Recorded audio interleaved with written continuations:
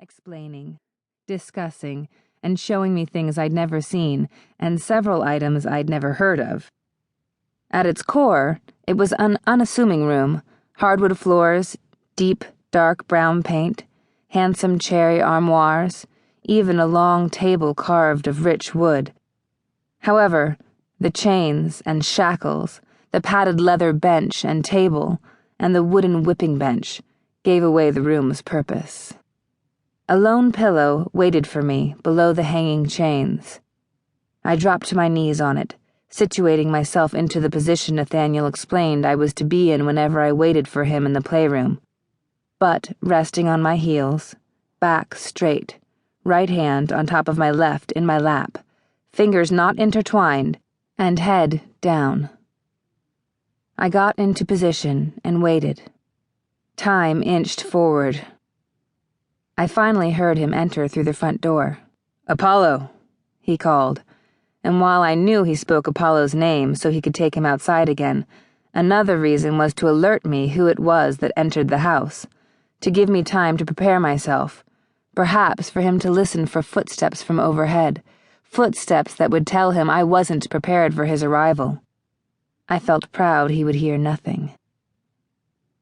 I closed my eyes. It wouldn't be long now. I imagined what Nathaniel was doing, taking Apollo outside, feeding him maybe. Would he undress downstairs, in his bedroom? Or would he enter the playroom wearing his suit and tie? Doesn't matter, I told myself. Whatever Nathaniel has planned will be perfect. I strained my ears. He was walking up the stairs now. Alone. No dog followed. Somehow, the atmosphere of the room changed when he walked in. The air became charged, and the space between us nearly hummed. In that moment, I understood. I was his, yes.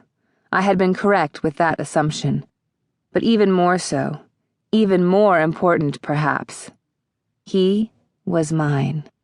My heart raced.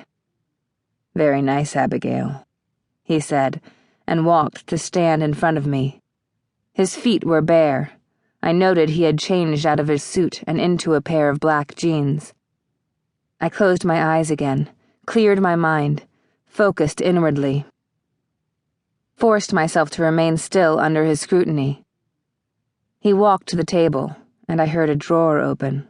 For a minute, I tried to remember everything in the drawers, but I stopped myself and once again forced my mind to quiet itself.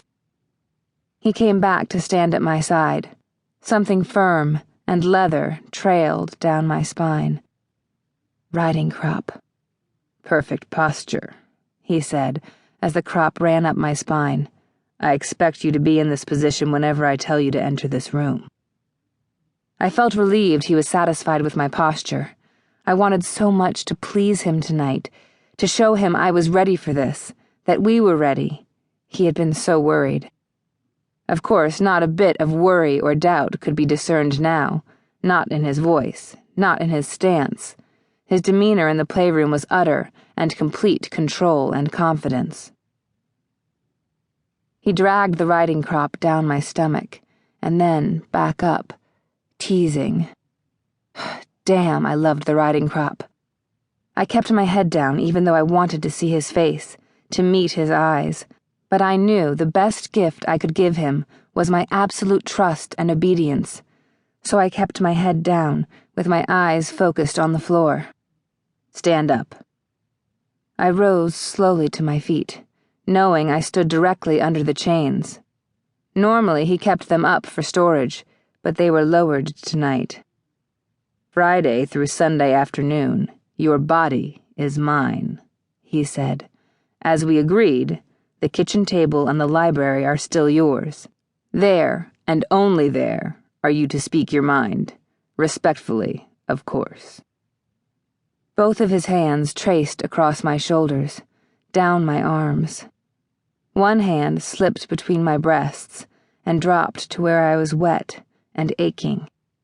"This," he said, rubbing my outer lips, "is your responsibility.